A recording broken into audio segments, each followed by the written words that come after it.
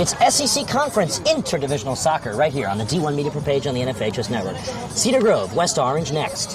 He's going to take it himself for a championship.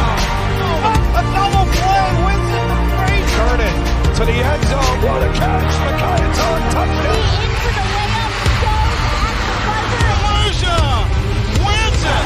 The championship.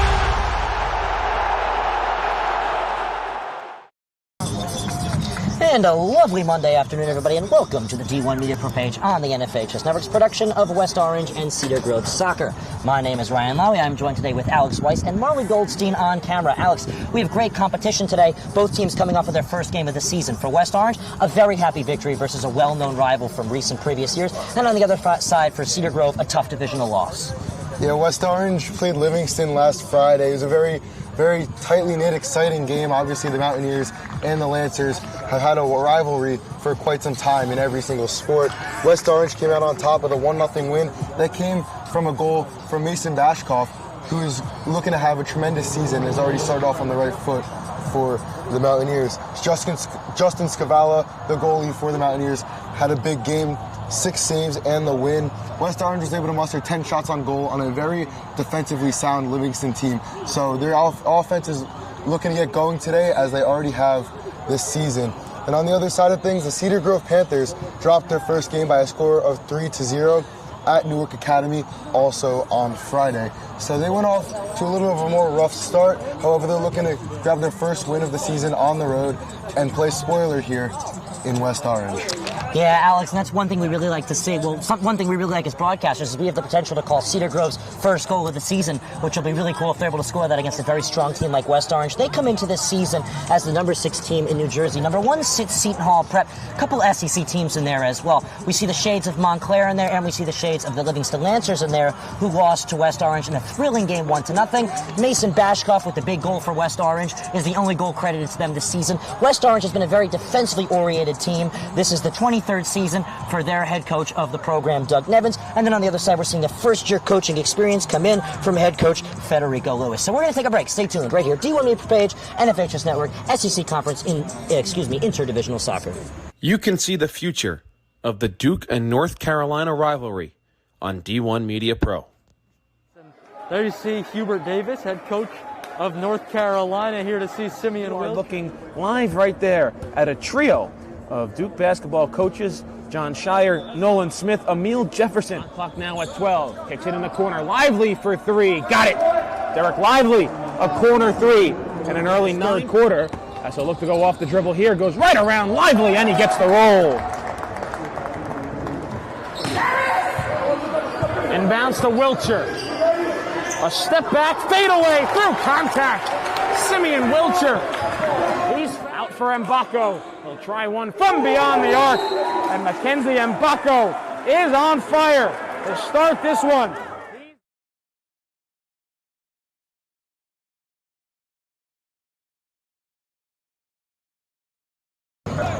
SEC Interdivisional Soccer right here on the D1 Media Pro page on the NFHS Network. The 0-1 Cedar Grove Panthers look for their first goal of the season. They're taking on number 6 in New Jersey, the West Orange Mountaineers. Alex, you have your players to watch for both sides. Let's start off with the visiting Cedar Grove Panthers, looking to play spoiler from the Liberty Division. For the Panthers, I have senior Dylan Ferber. He's a forward and can also play in the middle. 30 goals last season, Ryan, on top of 14 assists, and that is why he was selected to the All Group 1 second team. Phenomenal season for Ferber, looking to put the ball in the net for the first time this season for the Panthers, and he very well may do so today. On the other side of things, and we've already said on the broadcast, that's Mason Bashkoff. He's a senior, also a forward, 12 goals and 14 assists last season, also scored the game-winning goal in a 1-0 game against the Lancers on Friday. 2 very exciting senior forwards who are going to butt heads today for what should be a very exciting game. We have a very exciting game coming up. Stay tuned. NFHS Network. Coming up next, we have kickoff. Stay tuned.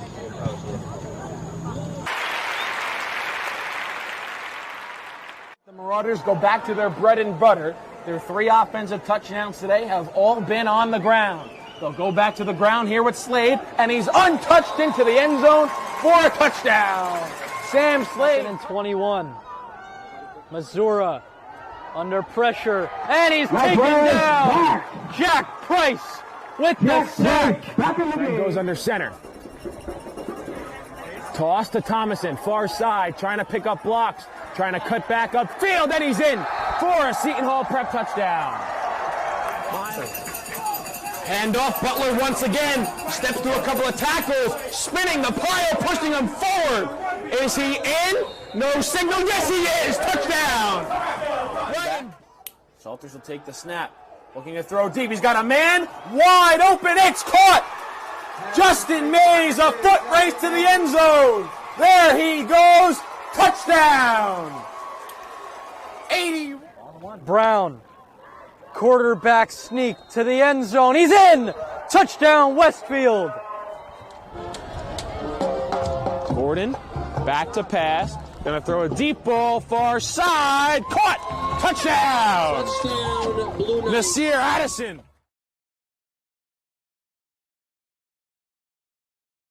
Do you want your school to be covered by the #1 live stream service in the state of New Jersey so the entire country can see moments like this? We play once again. Free kick coming for the Mountaineers. Short shot on goal. On post. West Orange gets the goal, and they win. They take down the #2 ranked Seton Hall Pirates. Bullock takes the snap. He's going to take it himself, barreling towards the goal line, and he's in. Carriage Bullock from 3 yards out, and the Marauders lead it 20-7. Or be a witness to championships like these? Montclair are state sectional champions. They defeat Livingston 4-1, and the Mounties sweep the boys and girls brackets in back-to-back wins over the Lancers. 3-2, there goes the runners. Swing on and miss, strike 3. That does it. The Cranford Cougars are the Last Dance World Series champions.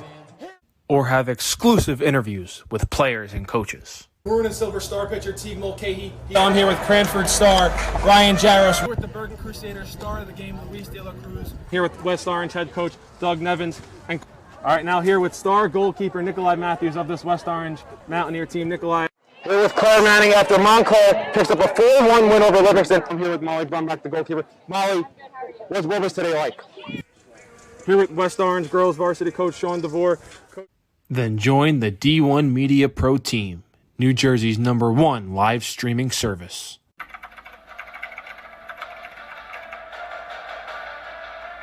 They score! Lloyd attacking and throws it down. Touchdown for St. Peter's. I'm here with Darren Lewis. With Simeon Wilcher. Here with Precious Achua. About doing overtime.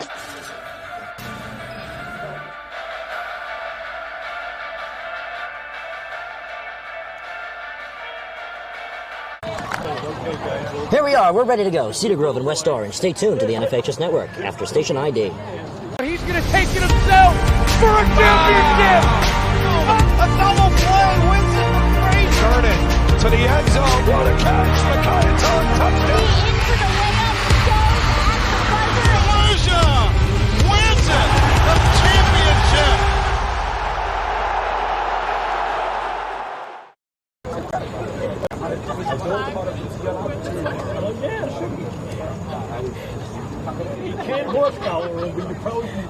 Cedar Grove has taken the field. Doug Nevins as West Orange Mountaineers are soon to take the field. It's a big game for Cedar Grove. They're trying to play spoiler. They lost a tough one to divisional rivals within the Minutemen of Newark Academy of Livingston. And now here they are today. It's West Orange's home opener, the home of the Mountaineers. It's a very exciting matchup, Ryan, for a lot of reasons. West Orange is looking to do what they could not do last year, win in the county tournament, potentially in the sectional tournament as well. They did lose last year in the finals of the county tournament. We'll touch on that a little more later. Also, in the sectional tournament, they fell short in the championship game. So this is a revenge season for West Orange. Doug Nevins knows what it takes to win. He's been there. And as we'll touch on again later, he's looking for win number 350 in his coaching career. So it's a very exciting game, potential to be a very monumental game for West Orange. We're just moments away from kickoff. It looks like Cedar Grove will be getting first touch. As you see West Orange huddling up. Last minute speech, take their positions. We're ready to play some soccer. And our sincerest apologies due to recent technical difficulties here on the D1 Media Pro page on the NFHS Network. We will not be running a clock, but we will have our camera woman Marley Goldstein giving us a quick look at the camera when we can. Thank you for tuning in. It's West Orange's home opener. A big win versus Livingston, and now they get to take on Liberty Division talent within the recently promoted Cedar Grove Panthers, looking for their first win of the season. This is their first battle test. And we are underway here from Lincoln Field.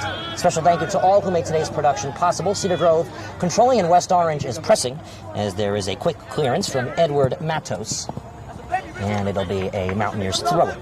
Ryan Lally and Alex Weiss, Molly Goldstein, D1 Media Pro page on the NFHS Network. And West Orange, a key player to watch, who just threw it in. Maybe not the player to watch, but a key player to watch, Arthur Rosu, on the throw-in, as now there's an opportunity for Jared Charles, the senior. Crosses one on in, and it's smothered up into the breadbasket of Kurt Heyer. Yeah, Heyer's very athletic. We saw him in warm-ups, getting on the ground, getting nitty and gritty. He's going to do that for you. He's all over the place. He can make the saves he needed to make, and then some. A wonderful day as we bring in AccuWeather Alex Weiss. Not Alex Weiss, but AccuWeather Alex. Welcome to the broadcast. We were expecting some rain, but it looks like we will actually have clear weathers throughout this game, and we won't have to worry about bad rain till it turns dark here in New Jersey. We're going to see clouds, Ryan, for the next couple hours up until around 8, 9 o'clock. Then the rain's going to come down, but that's around 4 or 5 hours later than they initially thought when we woke up this morning. So great turn of events for soccer today, as you know, we have clear skies, a little bit of breeze, a little bit of cloud. It's a picture-perfect day for some high school soccer. Yes, we love good weather here on the D1 Media page on the NFH Network. We love sun, but we like a nice cloudy, rainless kind of day. It makes your view better, it makes our day better, but the sun, it's always exciting when you're not playing in the rain. I mean, the players, they do like playing in the rain, they love the mud, it's fun, but after it, you almost kind of wish it was a nice day, because that's always the better picture of a soccer game, and that always puts it better in the books. Very fast-paced start to this game. Both coaches coming out flying. I'm curious to see if this will hold up as we get more into the first half. But just to let her know, both teams hustling, pressing hard when the ball is deep in their zone, not letting the defenseman really take any extra touches or giving them that extra half second to make a decision. It's intense soccer. Remember, Alex, Cedar Grove's friends, just across the block, Verona High School, have traveled to West Orange as in-town rivals of the Seton Hall Prep Pirates in an SEC American matchup. Verona, a very strong team coming off of a first win of the season under head coach Jack Weber, a humongous victory they had against Glen Ridge. They're taking on a very strong Seton Hall Prep Pirates program. Kevin Connolly on the call. They just kicked off. As whistles come in immediately, this ball will go in the direction of West Orange. Wow, West Orange and Seton Hall, that's another one you want to keep in the history books. Last year, Seton Hall took down West Orange twice. The first time, it was the finals of a very good Essex County tournament in the books. That was a 2-0 win for the Prep Pirates. The Seton Hall Prep Pirates finished first in the SEC American Division last season, and they're looking to do so again this year. And Ryan, they have a very good chance with the roster that they've put together for the 2022-23 athletic school year. From outside, punched away, and now West Orange will control, but whistles put it in Cedar Grove's direction, just like a little push. Good job. That's that intensity, Ryan. Again, terrific weather, Alex. I mean, I was preparing to make sure we were ready for a rain production, and now I feel like it's a good thing I brought my sunscreen. We learned our lesson last year during those Livingston baseball games. You can never be too prepared for rain, but luckily, knock on metal, we're not going to have to deal with that today. Yeah, not too much wood around us. We got metal. We got a turf playing field. As it'll go in the direction of the West Orange Mountaineers. Reminder to tune in. We got some of the best soccer in Essex County, Union County, you name it, here on the D1 Media Pro page on the NFHS Network. As a lot of people say, the real football is soccer. And I mean, you can't complain when it comes to SEC Conference soccer. The American and the Liberty Division, just so good. Cedar Grove, a dominant 19-5-1, sectional winning year. Very happy to be playing in the top 2 levels of the SEC Conference. And they were tested in their division. Tough loss to Newark Academy. An 8-9-4 team last year that made a surprise run to the finals, taking down a Montclair Kimberly Academy squad that's very strong in the semifinals and overtimes. Just like to point out, that was a great step there by Logan Bratchenko to step up there in the transition. But like you said, the Cedar Grove Panthers went 8-0 within their division last year. 19 wins, 5 losses, and a draw. As you mentioned, very, very dominant last year. They did win their division. They didn't lose at home, Ryan. They went 500 on the road, but in Cedar Grove on their home turf, they did not drop a single game. So that was a narrative that I wanted to point out here, as they now come on the road to play a very talented West Orange team. So, you know, we were talking to Doug Nevins, 23rd season at the helm for West Orange. One of the most interesting things he said is, in all 23 years, he's always been a very defensively styled coach, which is big. Played in. So as I was saying, alluding to that defense, West Orange likes to play with the ball on defense. They trust their defensive core. They're very good defensively. So you see West Orange playing a lot of teams they're expected to beat, and you really see the ball on the defensive side. It's because Doug Nevins embraces that type of play. He sees it as preparation. He sees it as a good way to move the ball. Very European style of soccer. It also helps, Ryan, when you have three very, very talented defensemen on your roster. And Richard Cappucci, Arthur Rosu, the junior, and Cameron Morgan, the senior, who Coach Nevins claims to be one of the best defensemen in the state of New Jersey. And Ninja.com can confirm that one for yes, you. Free yes. kick. Free kick for the Panthers of Cedar Grove. Looks like it'll be Dylan Ferber taking it. And Ferber, as you mentioned, was lights out last year for this Panthers team. SEC Colonials Player of the Year, no question. The tall, standing soccer player, physique kind of player, knows what to do on the field. Number 7 takes the free kick. And he's assisted behind him with Ryan Ruthman. West Orange with a 3-man wall. Maybe this will be the first challenge of the game for Justin Scavala, as this shot is punched away, and Scavala will not be able to keep it in play. He'll roll it over to the corner. Scavala, a phenomenal player. He had a great Essex County tournament run last year. West Orange made the finals of both their divisional tournament, not their divisional tournament, their county tournament, which is within their division, and then, of course, as well in the sectional tournament as they made it to the finals. A tough loss to Kearney, but Kearney, a top 10 team. It's almost what you expect. Yeah, that Kearney squad only edged them by a goal, but obviously one goal is enough to win the game. Very disappointing loss in a way for West Orange to end their sectional tournament run, but still that doesn't take away from the fact they had a very talented team last year and a very talented team this year. And that's honestly fuel to the fire for this West Orange team. These Mountaineers have a lot to look forward to going into this season, as it is still a very young campaign. Very young campaign. Only the second game of the season. 2 40-minute halves we play in New Jersey. If it's not a county tournament, any type of tournament, or a state playoff game in the sectional or the group rounds, whatever you want to name it. If it's a game like this, regular season contest, you're going to see 2 10-minute overtime intervals of golden goal if nobody's in the lead after 80 minutes. And if you don't see a winner there, it's a tie game. I saw that on Thursday when I was calling West Orange girls at Montclair. What a game that was. West Orange took the lead. Montclair put 3 in. West Orange put 2 in. No winner after 100 minutes of soccer. Well, 6-goal affair. A lot of people say soccer's a predictable sport, Alex. Not in the SEC conference. Well, especially a game that's decided by so few goals, such a small margin of error. 1 goal, if you get a lucky goal in the first 5 minutes of the game, even if you're a huge underdog, all you need is 1, Ryan. You score a goal in the first 5 minutes and lock up the rest of the game, you could go in, play spoiler, and that's what Cedar Grove is looking to do today against number 6 West Orange. Diving in, Edwin Ariaza, the senior, gets himself a throw-in for the Mountaineers. D1 Media page, NFH's network. Ryan Lowy, Alex Weiss on the call, Marley Goldstein on camera. Thank you for joining us. It's a beautiful sunny day here at Lincoln Field in West Orange, Essex County Soccer, New Jersey. I will say this, Ryan, West Orange has made their way down the field quite quickly. Ball in the box. Ball in the box and cleared away. Rosu from the outside. Brother to recently graduated Division I soccer player Ari Rosu heads it up. Dangerous play there. Yeah, the man's a brick, they say. Also a wrestler. But as I mentioned, West Orange, since that blocked free kick attempt from Ferber, they made their way down the field fairly quickly. In the box, poked away defensively. From the outside, trying to find space, unable to clear the ball there was Ferber, as it's still under pressure for West Orange. Finally, a header brings it out. From the midfield, a little hop up by Jackson, the freshman. West Orange controls. Shipped over to the outside, Edwin Ariaza. Attempted cross, cleared away. Early side. Punched back in. Header after header after header here in West Orange. Poked back into pressure. This one sears on through. Touch a little too strong as it's cleared away on the Cedar Grove side. I'll tell you what, Ryan, Luke Avile and Logan Brechenko have their work cut out for them on that West Orange right wing. A lot of action early on over there, especially for a team with a very dangerous offensive core. That's going to be an area of the field to watch out for if you're a fan of seeing the ball go into the back of the net, which most of us are. Yes, Cappucci sends it on over to DeVoren. On up the field goes West Orange. Nice Ariaza. move. Yeah, Ariaza very skilled as he's able to work. Oh, interesting call. It's going to be a goal kick. Nice shield right there. Brilliant effort. That's from number 11, Logan Brechenko, the sophomore midfielder and forward So an offenseman running them down on the wings. Matos taking the goal kick. Up the field, a tough touch, sees West Orange on top of it. Alex, this West Orange team is a big team. They know how to use their body against games where they can use it. No, they're certainly a very physical squad, and you can see it here early on. No fear going after balls in the air. They know that this is their home turf. They're here to defend it.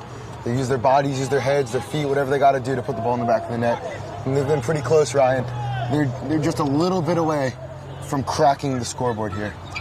So Ari Rosu was the throw-in free kick kid, I guess you can say, for West Orange. Now it's going to be Arthur, his younger brother, in the box. Relay header, and no worry there for Hire as it's over his head.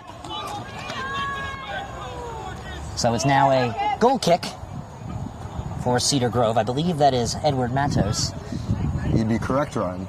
Federico Lucas, who's give us a little coach's profile on the first-year coach. As you mentioned, Ryan, first year at the helm. He played D1 soccer at Monmouth University. He also played as a Champions League amateur. He also coaches with the Wizards Soccer Club, also located in Cedar Grove. Very exciting year for him. Bashkoff in the box. The push and it's in the back of the net. West Orange goal. Get it going, Atticus Lafargue, the junior. Second goal of the season for West Orange. Very exciting scene here as West Orange cracks the scoreboard, Ryan. Alex, he punched that one in close side. The far side pass from Mason Bashkoff, the senior. A goal and an assist on the season for him. Look at the Division I NYU looking prospect go. Atticus Lafargue, the junior. You heard me say it. Oh, what a finish. Perfectly placed close side. When you're there, you try and kick it far side. And honestly, I don't know if Hire thought that ball was going in. It looked like it might have been going a little bit wide to his left, but it snuck his way in just inside the post. And we have a 1-0 soccer game early on. Nobody declined West Orange's goal-scoring abilities coming into this one. They were able to punch a goal against one of the best defensive teams in the state of New Jersey, the Livingston Lancers. 2 years ago, they gave up the least amount of goals in the state of New Jersey, likely because of the thanks of Zach Feldman, now the senior captain for the program, his second year being a senior. Defensive center back, he's a beast. And West Orange was able to punch in a goal, and now they're playing Cedar Grove, so nobody's saying that they're not going to be able to score some goals in today's event. Yeah, scoring any goals on Livingston, honestly, is a feat in and of itself, let alone to come away with the win. Yeah, Livingston. We were actually talking to the head coach of West Orange, and he said it himself. He said Livingston is the toughest team to score goals against, maybe excluding Seton Hall Prep in New Jersey. They're just always so defensively sound. It's star goalkeeper after star goalkeeper after star goalkeeper for them. Same situation on West Orange, but as a defensive style team, it's hard to punch a goal in, and they punched a goal in, giving them some big momentum coming into this game versus Cedar Grove. In the box, the header's no good. Out to Lafargue, he can't get a touch on it this time. Tries to save it. He keeps it in according to the official. Arthur Rosu, the captain, deflected cross on in with the header. Pressure back on in the box. No man's land finish, deflected away. Cleared out in the back and poked in the shade. Controlled by Cameron Morgan, one of New Jersey's best defenders as he punches it back on in. West Orange is also a long ball team, Alex. We've seen it in recent years as well. It's been a change in style the team has used. They certainly have the legs to do so. A lot of guys that can really send the ball down the field with a lot of force behind it. Here comes pressure again. Lafargue looking for two. He's contested quite well, and I think Matos caught on. I just want to go back to something you said before, Ryan, with the Livingston defensive scheme. As Coach Nevin said, very tough team to put the ball in the back of the net of. A lot of that is because of Coach Roger Rubinetti, He's been so good for so long for that Lancers team. He's so defensively sound. He has a very high IQ of the sport. And that's why, like you said, Livingston, a very tough team to compete against. Really hard to score on, really hard to put together plays against. In the box. This one high and far, the header from Rosu. Oh, it tips out of the hands of Hire and into the back of the net. It's a Mountaineers goal, goal number 3 on the season. Give it to Arthur Rosu. So Rosu with goal number 2 for West Orange in the game. Goal number 3 on the season. West Orange punches 2 in 3 minutes' time. A goal per 90 seconds is the pace set for West Orange, Alex. Wow. And I got a feeling they're not going to look back, Ryan. I don't think they're going to hold anything back right now. They want to put the ball in the back of the net. You can tell they're playing with that animosity, with that drive. They want to score, Ryan. Look at the West Orange on the attack. Bashkov able to work a corner kick. It's no stop for West Orange, Alex. They found their groove. Again, that Livingston momentum was huge against a team like Cedar Grove, and there's no looking back from here. Pressure back on again. They're looking for goal number 3. And they're a team, probably the tallest Essex County has to see. I believe it. Yeah. I just want to, you're not going to be able to see this on your screen, folks, but if you look at the goalie, Scavala, from our view, he's almost at midfield. He's probably 25 feet off the circle. In the box, this one, oh, it's just far. So close for Rossi, looking for his second header of the game. But Scavala really far upfield. And Cedar Grove only really has one man up, and that is Zane Bahati. But otherwise, they're all in defensive position, and they're not letting up anything. They're at least trying not to after conceding 2 goals early on here. Athletic Arthur, he doesn't stop. Look at him. He's in the air, he's on the ground, he'll put on a pound. Look at him go. Whistles come in. Actually, I should say multiple pounds of muscle for the kid. He's quite the athlete himself, and he's got to build for it as well. Athletic Arthur, 2-0. The referee has a word with Richard Cappuccici, the senior. Not sure exactly what his concern was, but Cedar Grove will now take possession. An impromptu free kick shot on goal for Cedar Grove is all they have to their name so far today. They have no goals on the stat sheet or on the season. A 3-0 loss versus Newark Academy. Quite frankly, they said it was a close game. Calls did not go their way. We believe it. That's a very close contested game. Very similar talent. This Cedar Grove team had a really good year last year. Bashkov running in. He shoots one. Blasts it over higher. It's not NASA, it's soccer. Well, that whole opportunity starts with Nathan Maynor, the junior, sending that ball across the field. Without his ability to switch field and kind of create some confusion among the Panthers' defense, that shot's never able to get off. That's a great play on his part to switch field, create an opportunity, create an opening for the West Orange team. And as you mentioned, they're a long ball squad. They like to kick the ball far, they kick it hard, and they create chances by spreading out the field. That's what they did there, and I have a feeling we're going to see a lot of that here in the second half of the first half, and obviously in the second half of the game. Yeah, and Alex, I want to do some goalkeeping breakdown real quick. Kurt Heyer came out quickly there, and then he backpedaled back and almost lost his footing. That's not something you want to see from a goalkeeper. You want to see a goalkeeper commit to the ball and become that defenseman, you know, giving up that lane, but putting on the pressure to potentially miss the ball or get in the way of it, A, or B, stay in the net and do the best you can and rely on your defense. He was just caught in no man's land there, and a better foot on it could have really changed the game. Bashkov's second goal of the season, first goal of the game to put West Orange at 3-0. It was a really good play on the West Orange side. They caught Heyer in no man's land. Well, Heyer didn't commit either way. Like you said, he didn't commit to the goal line, he didn't commit to the ball. And that's, to his defense, he's an underclassman, a sophomore, didn't really get a lot of time last year, so he's still making some tweaks to his game. Look at West Orange go. Here they come again. This is Andrada. Andrada with the through ball. Bashkov can't get to it. See, that was a good play by Heyer to make a commitment to that ball, get there before Bashkov could get a foot on it. That's what they need, this Cedar Grove team. They need that commitment. They need even if you're going to make the wrong play, if you fully commit to the wrong play, that's better than going with a half effort on the right play, at least in my opinion. Whistles come in, throw in from the midfield. Porchenko to take it, the sophomore. We were talking about how, aside from Arthur and, of course, Bashkov, you know, West Orange is a really strong underclassmen program. Same goes for Cedar Grove, as we have whistles coming in. Not sure what's happening here. The players are also saying, ref, what's the call? I believe that Heyer left the box when he... I'm not exactly what the call is, because I don't think he touched it with his hands. Yeah, it looks like a free kick for West Orange, yep. So it looks like he might have, when he was punting it away, left the box before it released from his hands. That could be it. If he's punting it, the ball could be in the air when his body exits in motion, as that one fits into the back of the net for a Mountaineers goal. Goal number 3 for West Orange. That's Rosu again, Ryan.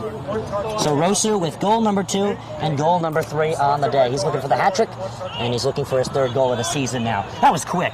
Not even a breath. That was quick. I don't even... that transpired so quickly. I think Arthur number 4 scored. Arthur number 4. As you were saying? I apologize, Ryan. I was just double-checking my notes. But Rosu has looked very, very good early on this season. Also very defensively sound. Hold on, Alex. Here comes Feisty Ferber. Go. He gets taken down. Yeah, that's a good call. That's a very good penalty there from Corey Teitelbaum, because on a mission there was Feisty Ferber. Yeah, what I was saying is that even for a guy who puts the ball in the net, as we've seen twice so far, the junior Arthur Rossi, very defensively sound, a very solid guy in the transition. So Ferber wants to take it himself. He's a very crafty kicker, as we know, so maybe a little creativity to challenge Scavala, the second-year starter for West Orange. Well, we know he has a heck of a shot, Ryan. He's looking to put that on display and get his team on the board. Two-man wall for West Orange. 22:35 left to go, first half of play. Ferber kicks. Ferber fires, it's deflected away. And that's... Arthur wants to send one to the JV game, Alex. That nearly made it onto the baseball field, Ryan. Yeah, that's where the JV game is being played as well. West Orange JV having a great year. Started off the season with a 3-0 win against Livingston. Doug Nevins says it's the future of the program, and they're in good hands. Here comes West Orange up the field. Opportunity runs close and far side. They're going to feed Maynor. Maynor is challenged, but he has a run close side to him. The captain cuts in. He will send one on over. Far side and crossed on in. A beautiful ball that's headed right back to where it came from. It's going to be a chase. Voren out of bounds, and it goes Cedar Grove side. West Orange playing too much for themselves. That was a great cross by DeVoren. But I wanted to highlight a couple freshmen that have cracked the varsity roster for West Orange. Marcus Jackson and Carl Hall. Hall arriving from the JV game. He's making his way onto the West Orange sideline as we speak. Two very talented guys. And the West Orange soccer program in 2-3 years will be in very good hands with them on the roster. You know, this team had a 500 season a couple of years ago. They moved down to the Liberty. They destroyed the Liberty, lost in a tough, abbreviated state tournament COVID year match against Livingston in a shootout. And then the following year, they made it to the finals once again. And now here they are. They have a beautiful future ahead of them. They're coming off of multiple very good years. They have a lot of experience feeding a very good youth talent. They got a lot ahead of them. Rosu's got another year. They got a phenomenal freshman core. Their JV team hasn't given up a goal against Livingston, another great JV program. Look at them go, Alex. I believe that was a 3-0 victory for the Mountaineers. Yes. Did I say differently? My apologies. You did not. I was just confirming. Up the field. Here's a touch for Voren. West Orange controlling in the air, playing risky ball. They'll have to bring it down. Ship down the field. Here's a tough turf touch. Menor can't get there as he's shielded off, and it's Hires' problem to take care of as he's able to control it. Now I wonder, Cedar Grove going to be using this footage to take a look at what coincided on goal number 3 for West Orange from Arthur Rosu, pardon me. I think it was, they just weren't ready. The element of surprise ended up with the ball in their net. And you can simplify it that much, but at least from what I saw, that's what it looked like to me. West Orange controlling the ball. They will switch sides of the field. There's a beautiful ball. It just cannot be handled by Jared Charles. It's really a touch you can take when you're in the MLS or higher. That's a really good ball. Perfectly pinpointed. Touched out of bounds, and it's a throw-in for West Orange. West Orange is defending Dylan Ferber very aggressively, very physically, and that's what they got to do with a guy who could score 30 goals in a season.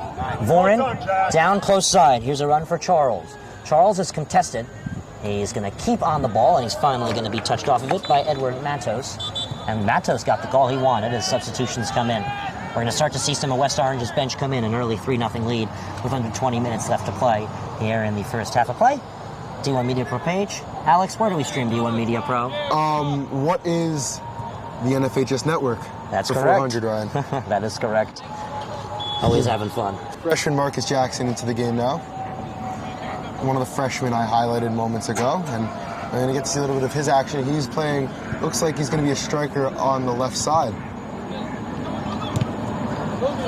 Touched out of bounds. It's a throw in for the Mountaineers. We're going to keep an eye on the Verona Seton Hall game, second half score. Get this, Seton Hall has also been outscoring opponents. They've played on Thursday and Saturday. They outscored West Essex in a divisional game 3-0. West Essex recently promoted. Then they took down Voorhees from far 3-0. So Voorhees, that was quite the drive. Yeah, it was quite the drive. However, they hosted them. Well, not for, Pirates got to, drive all of, 10 minutes to the CAC.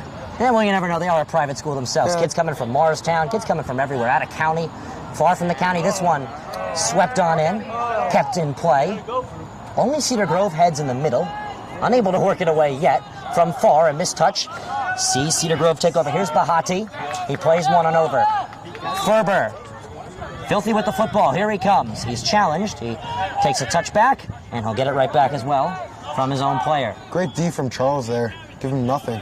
Hustling player is Charles. This senior. West Orange, a team of endless energy. whistle blows, and it's a free kick for the Panthers. 18 minutes left to play. Yeah, that's Cameron Morgan. I like that play from him, honestly. No card. You know, it's far enough away that it's not really going to be a shot on goal opportunity. He's got to play aggressive defense, and it's worked so far. If it's not broken, Ryan, don't fix it. That is true. I mean, there is one thing I don't like about that saying. What if there's a way to, make it better? Well, I'd refute your complaint of my saying with another saying. You don't need to reinvent the wheel. There you go. Played in the box, in the air, no one to finish. There's Ferber there, very frustrated. He was unable to get a foot on that. He had a lot of the net open had he been able to make contact. But a difficult play. Sun's starting to get a little bit lower, Ryan, and that's impacting me a little bit. I'm sure you as well, and obviously the players. When they switch sides at the half, it's going to be really difficult for Scavala, as he's going to be looking directly into the sun. He's going to have to, deal with that among, obviously, other things in this game. Alex, we're about a month away from the Essex County Tournament seeding process, and we're seeing it all play out early. Seton Hall and West Orange both trying to fight for the case to make that #1 seed. I think both teams have a shot. Seton Hall, I think, right now is my favorite personally. Absolutely. Last year they held the #1 seed, yes. So if both teams have a similar record, especially since Seton Hall plays a better schedule, I would agree with you. I also think, but listen, that's not to discredit West Orange, who's off to a great start. Obviously 3 goals in less than a half already, and a win over a very talented Livingston team, which is going to end up seeding very high as well. No doubt in my mind of that. Alex, I'm also not contradicting when I say that Doug Nevins, because his alma mater was Seton Hall Prep. So he lost to his alma mater in the finals. I don't think for him it really mattered that it was his alma mater. He wanted to win a soccer game, football across the pond. But something we talked about with Coach Lucas prior to the game, he and Coach Nevins actually played for the same amateur club, not at the same time. They were a different group of players. Coach Frederick Lucas a little bit younger, but nonetheless, a little cool story there. The 2 coaches have a little bit of a connection there outside from this game. Lucas, an excellent coach, knows the game very well. You could tell even just talking to him, he had a very high IQ of the footy pitch. I'm going to call the game football. I may as well, get fully into it. Get on the pitch, tie up your boots. I apologize for my horrendous English accent, but, playing soccer felt due. In the middle, taken away by Cedar Grove.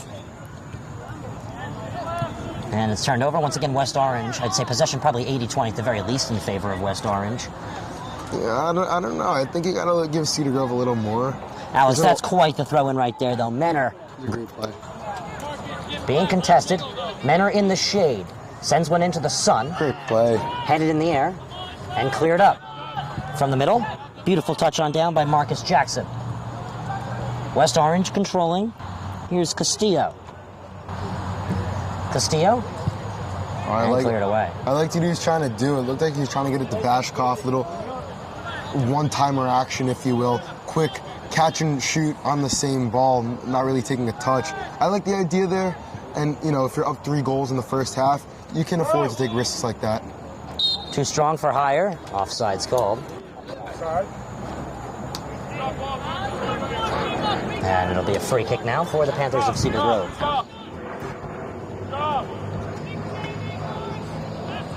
14-10. Wonderful weather. We're seeing temperatures above 82 degrees Fahrenheit right now. 81 last I checked, Ryan, with your AccuWeather Weiss report. But yeah, on a day where we were expecting thunderstorms at 4 o'clock, it's now, almost an hour past that. A half hour, excuse me. I wonder, Alex, just like the rest of the world, the Weather Channel isn't perfect. Are we even going to see rain tonight? It just looks so beautiful outside, it's hard to believe. Well, last they were saying it was going to be around 9 o'clock. That's still what the app is saying. We're up to 83 degrees now. It's going to get a little cloudier in the next 45 minutes to an hour. But no harm, no foul. It's warm, Ryan. It's hot. Little cloud. Dampen the sun a little bit. I don't think anyone's going to complain about that.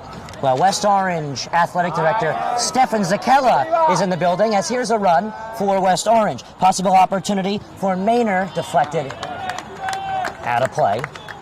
And it looks like West Orange is going to get the bonus of a corner kick. Stefan Zakella, friend of the broadcast, always a very It's always a very nice opportunity to get to talk to him. You know, he really cares. He's an AD who really cares about his teams, cares about his players, as students and as athletes. Real class act is Stefan Zakella. Absolutely. One of the best ADs you can ask for. Organized, well, attentive, handsome, you name it. Put on in. And this will be a no touch from West Orange. Excuse me, most recent touch from West Orange.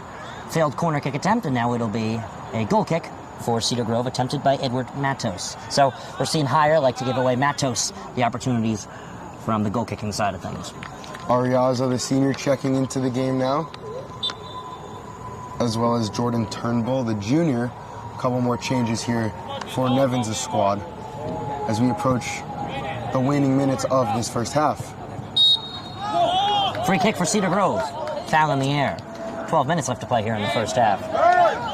West Orange escapes 3 goals into the net. 2 goals within 3 minutes.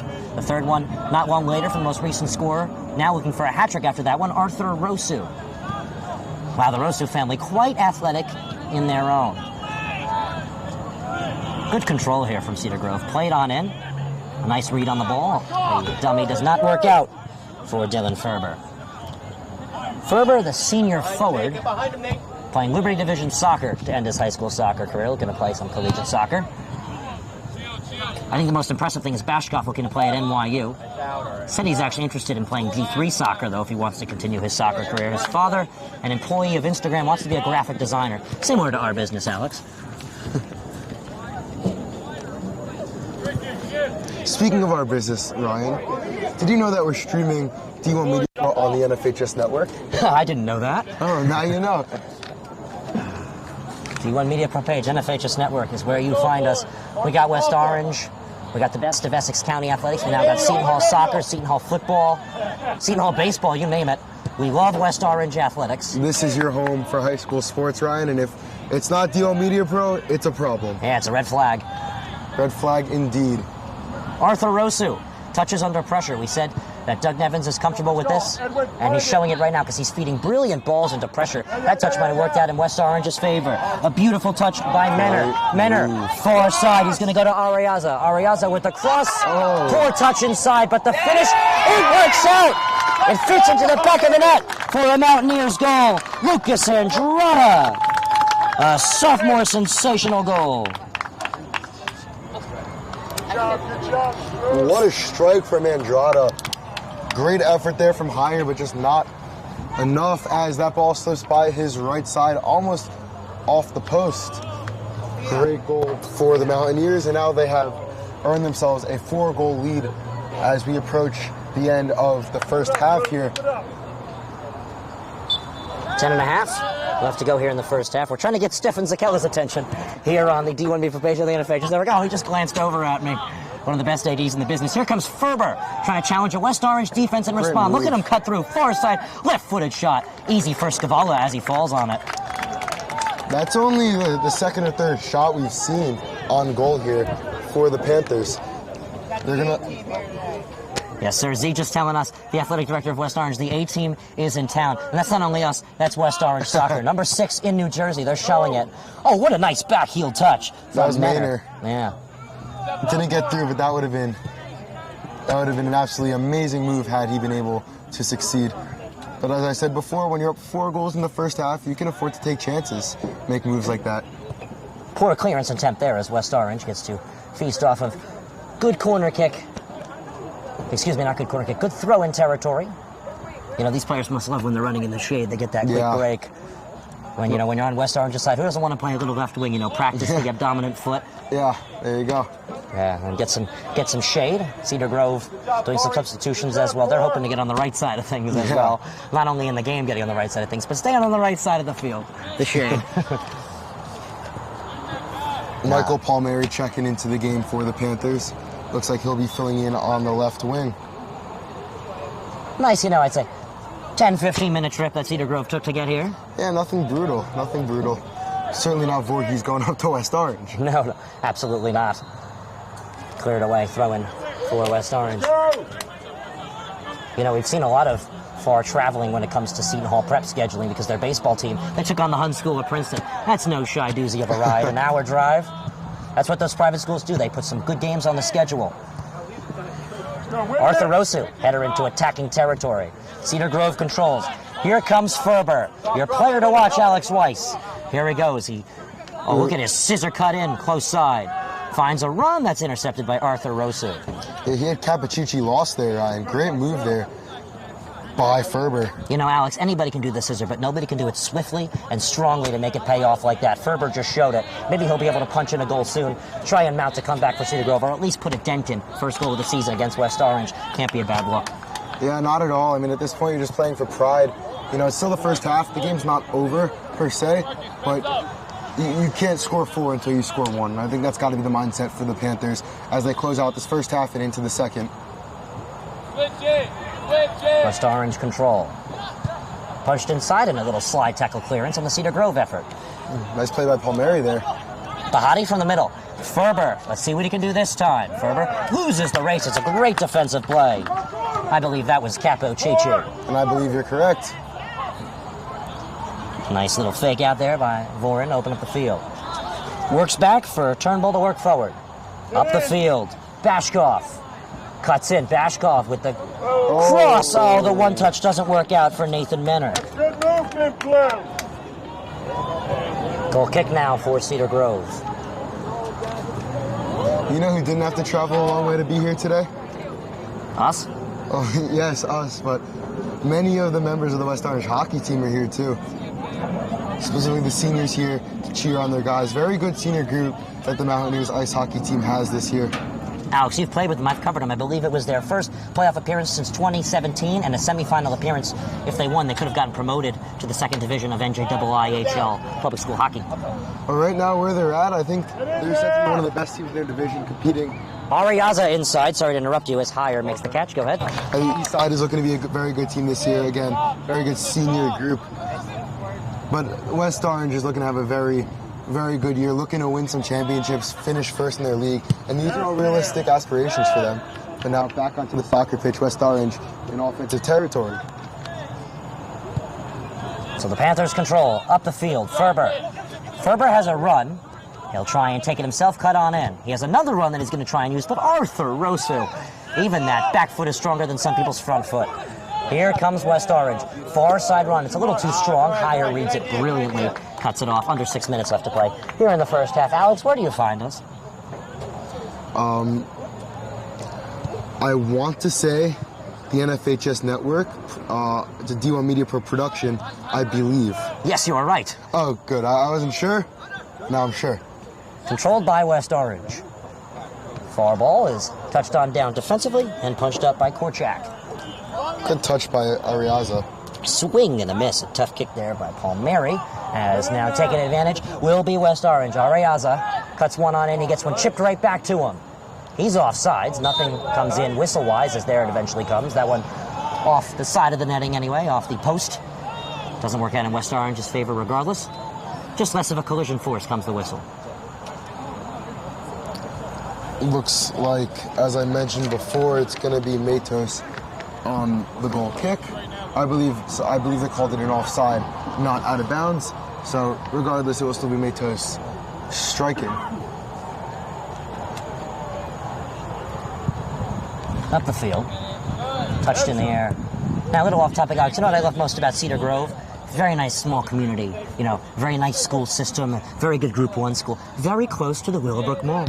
I'm honestly shocked you didn't just shout out Z's amazing athletic play there on the sideline. Yes, that as well. Here comes Ariaza. Shades of Odell Beckham Jr. Oh, he goes down. A feisty foul right there that came in from Cadigan. There was Maynard who took the brute of that hit. And we just had a card come out. It's a yellow card. The official made a mistake, Alex. Oh, the red card came out by accident. I think just a little bit of a teaser there. Yes. Just going to scare him a little bit. Like, oh, never mind, we're giving you the yellow. But that's something to watch out for Cadigan. Might limit his playing time in the second half, but... I think the officials, warning card turned into an apology. Yeah. Sorry, I just, threw out the red card. He's now confirming it's a yellow. Not sure what he's signaling. Oh, it's the substitution. So it's a West Orange free kick. Jack Voren, the junior, to take it. Can't get over the balance that West Orange has in this roster. Some underclassmen experience, yeah, and even that upperclassmen domination that we're seeing. NJ.com highlights it. We highlight it. NJ.com is a very big friend of ours. A very big friend of ours. They're very high on Cameron Morgan. Very big fans of him over there. Punched on in this header. A diving effort by Kurt Heyer. 4:20 left to play here in the first half.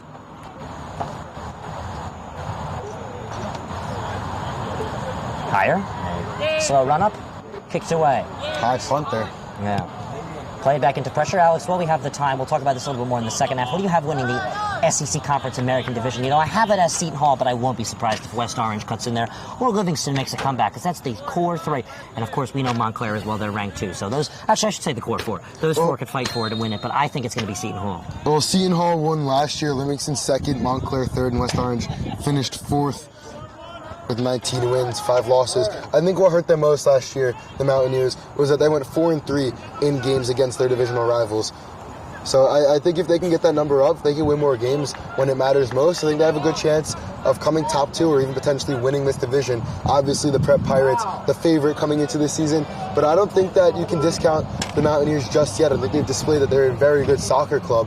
And I'm excited to see, as we progress in the season, who's going to emerge as the 1 seed in the tournament, also who wins this division. Yeah, and if you're watching as a West Orange fan, you're a diehard West Orange fan, you followed them last year. I hate to bring up a bad memory, but I think what put West Orange in 4th, it was a really hard hit for West Orange, was not only did they lose in the county tournament, but we're bouncing off of not only another loss versus Seton Hall, which was expected, but a loss against a Milburn squad that really took a tough hit last year.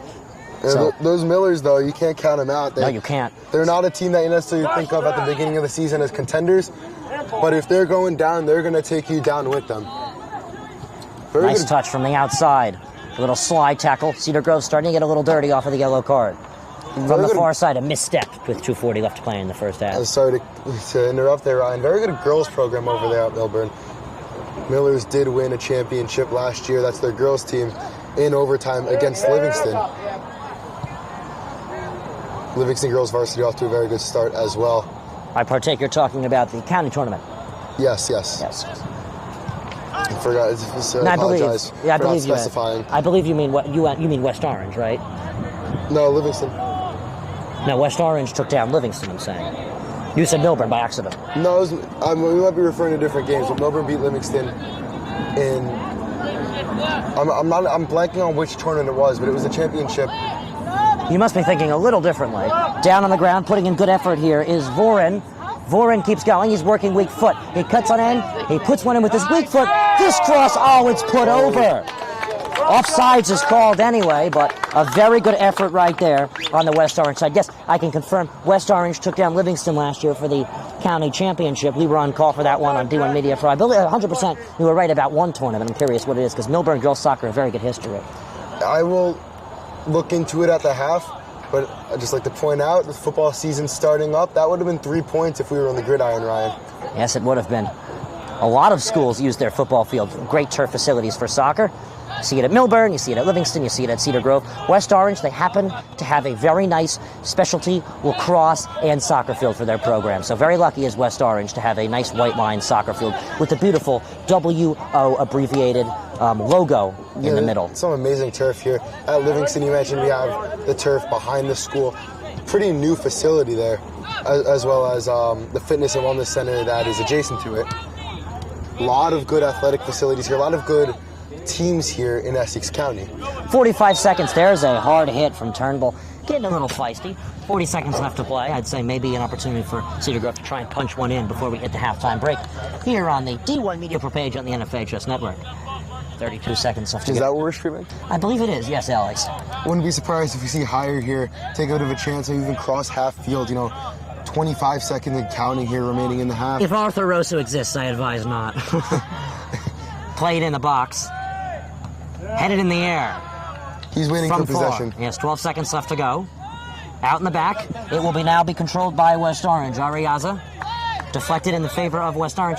Not enough time to get anything working. West Orange will start their halftime breather. 3-2 as it's played back in. And 1 halftime here at Lincoln. Stay tuned. West Orange, Essex County, New Jersey. 4-0 lead out of the SEC American Division. The hosts, West Orange, leading the Liberty Divisions 0-1. Cedar Grove Panthers. Stay tuned. Halftime report next here on the D1 Media page on the NFH's network. How much time? All right, team, listen up. You all have been missing way too many plays. And it's time to make some changes. Effective immediately. You'll all be joining my team, the NFHS Network. If it happens in high school, we got it covered. We've got your favorite high school sports wherever you want them, whenever you want them. Streaming live or on demand. Plus, with a few well-executed moves here, here, and here, you can find and follow your favorite school or team. But what if I... Hey! There is no I in the word team, but there is in the word clip, which is what you can do with our new clip and share tool. Watch the game, clip the moment, share it with all of your fans. It's simple, people. When you're teamed up with the NFHS Network, there's no excuse to miss another play. Now you get out there and you watch some sports. Your high school, your team, your game, streaming live only on the NFHS Network. Who's gonna slap that hand?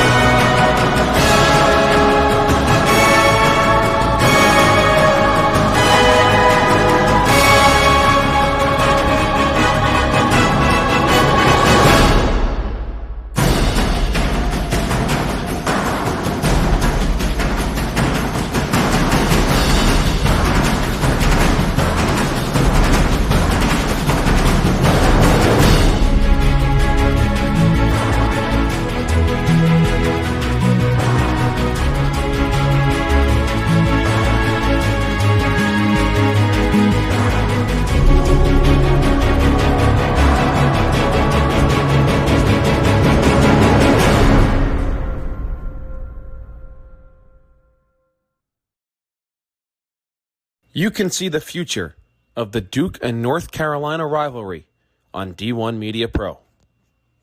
There you see Hubert Davis, head coach of North Carolina, here to see Simeon Will. Looking live right there at a trio of Duke basketball coaches, John Shire, Nolan Smith, Emil Jefferson. Clock now at 12. Kicks it in the corner. Lively for three. Got it.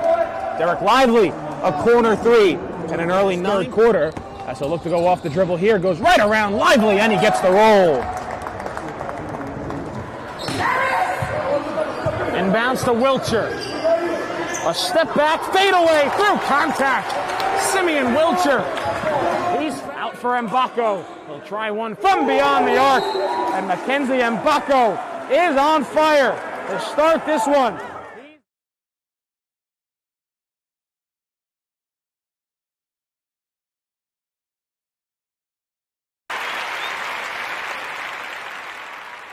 The Marauders go back to their bread and butter. Their 3 offensive touchdowns today have all been on the ground.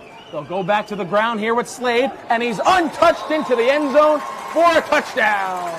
Sam Slade. 21.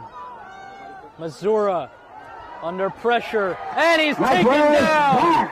Jack Price with the sack. And goes under center. Toss to Thomason, far side, trying to pick up blocks, trying to cut back upfield, and he's in for a Seton Hall prep touchdown. Hand off, Butler once again, steps through a couple of tackles, spinning the pile, pushing him forward. Is he in? No signal, yes he is, touchdown. Salters will take the snap, looking to throw deep, he's got a man, wide open, it's caught. Justin Mays, a foot race to the end zone. There he goes, touchdown. 80. Brown, quarterback sneak to the end zone. He's in. Touchdown, Westfield. Gordon, back to pass. Gonna throw a deep ball, far side. Caught. Touchdown. Nasir Addison.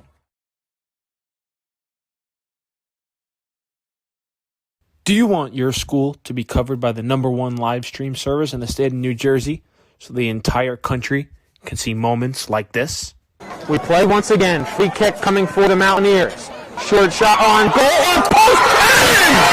West Orange gets the goal, and they win. They take down the #2 ranked Seton Hall Pirates. Bullock takes the snap. He's going to take it himself. Barreling towards the goal line, and he's in. Taj Bullock from 3 yards out, and the Marauders lead it 20-7. Or be a witness to championships like these? Montclair are state sectional champions. They defeat Livingston 4-1, and the Mounties sweep the boys and girls brackets in back-to-back wins over the Lancers. 3-2. There goes the runners. Swing on and miss. Strike 3. That does it. The Cranford Cougars are the Last Dance World Series champions. Or have exclusive interviews with players and coaches. Maroon and Silver Star pitcher Teague Mulcahy. I'm here with Cranford star Ryan Jaros. We're with the Bergen Crusaders star of the game, Luis De La Cruz. Here with West Orange head coach Doug Nevins. And all right, now here with star goalkeeper Nikolai Matthews of this West Orange Mountaineer team. Nikolai. Here with Claire Manning after Montclair picks up a 4-1 win over Livingston. I'm here with Molly Brumback, the goalkeeper. Molly, what's Rivers today like? Here with West Orange girls varsity coach Sean DeVore. Then join the D1 Media Pro team, New Jersey's #1 live streaming service.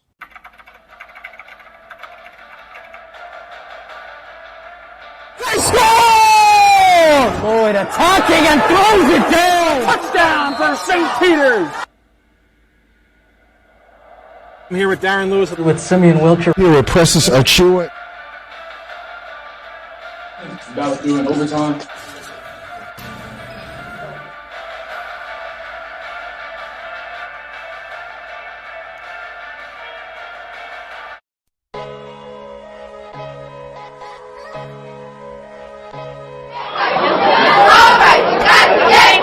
Hey, Jack. Understood.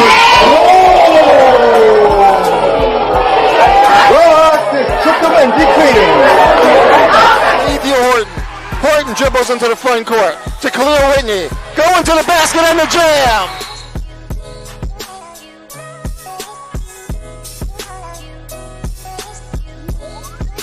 Conversation with them because they are getting resources from the city. They are getting resources, and they're arguing with us about the timeliness of those resources.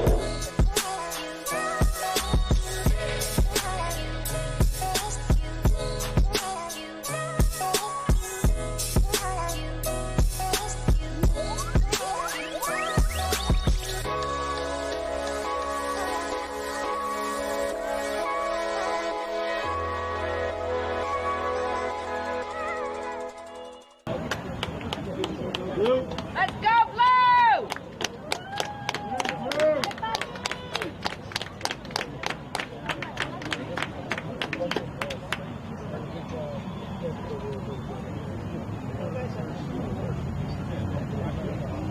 I would, but I'm working out.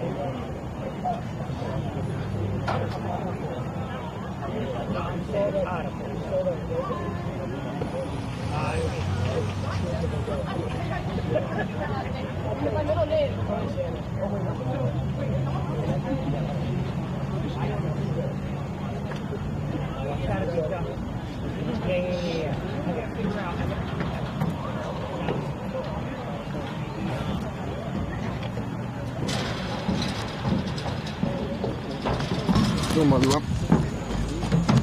We'll be right back.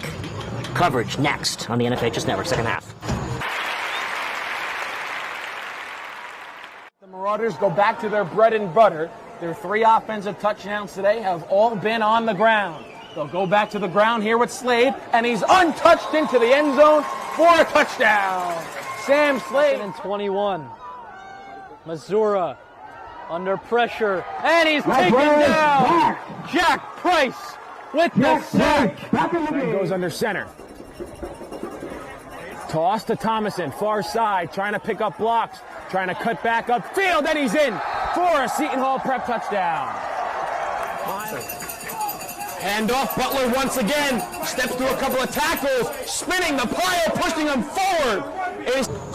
Second half soccer, it's 4-0 West Orange. Alex, break down the goals for us as we welcome you back. So early on, we had it's been all West Orange, Ryan. I want to preface this by saying that, but 4 goals across in the first half for the Mountaineers. Atticus Lafargue started off the scoring. The junior tapped it in just past the outstretched arms of the goaltender Height.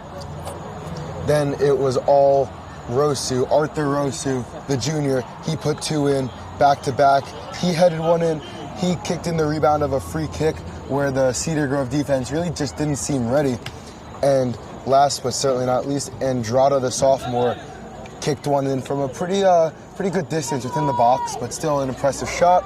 That's how we find ourselves here with a 4-0 Mountaineers lead as we're just seconds away from the second half. West Orange will get first touch.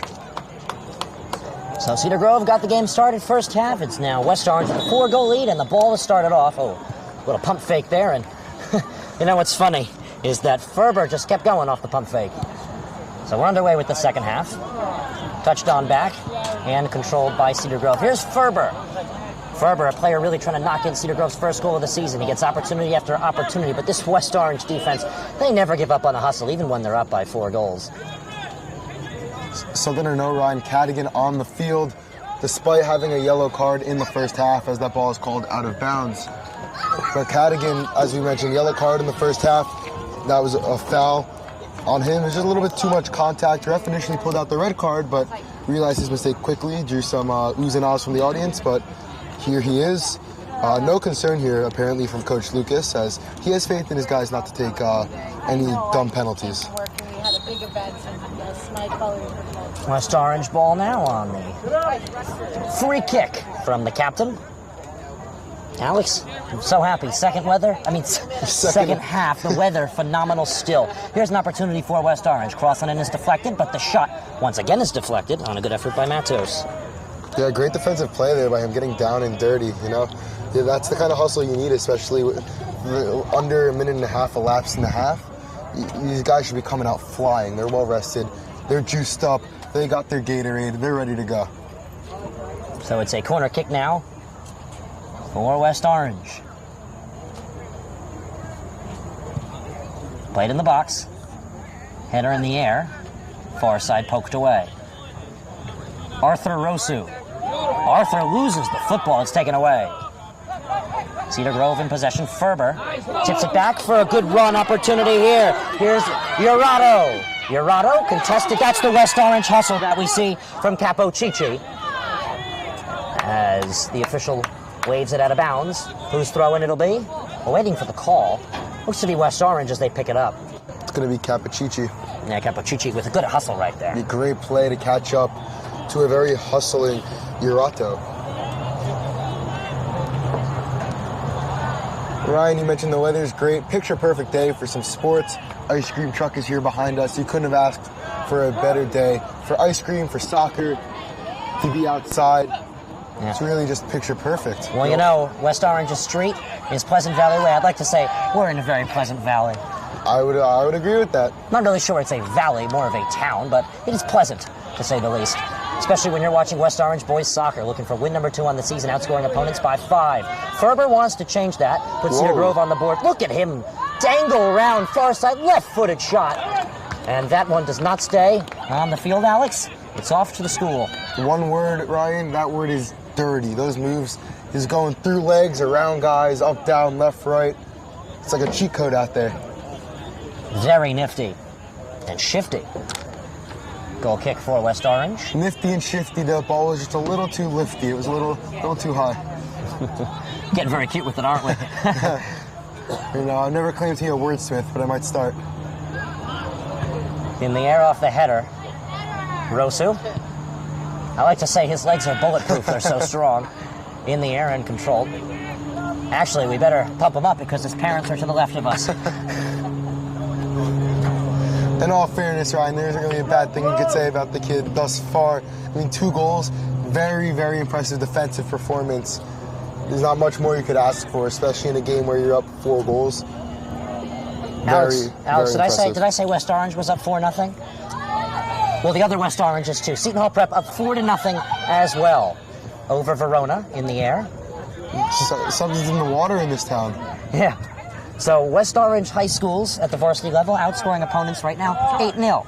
I mean, that's just today. Yeah, I don't have a report on Golda Ak Academy's current statistics on the soccer field, but the odds are they're probably not playing because they play a shorter season and start later. So I think it's safe to say 8-0. West Orange is beating opponents from out of town.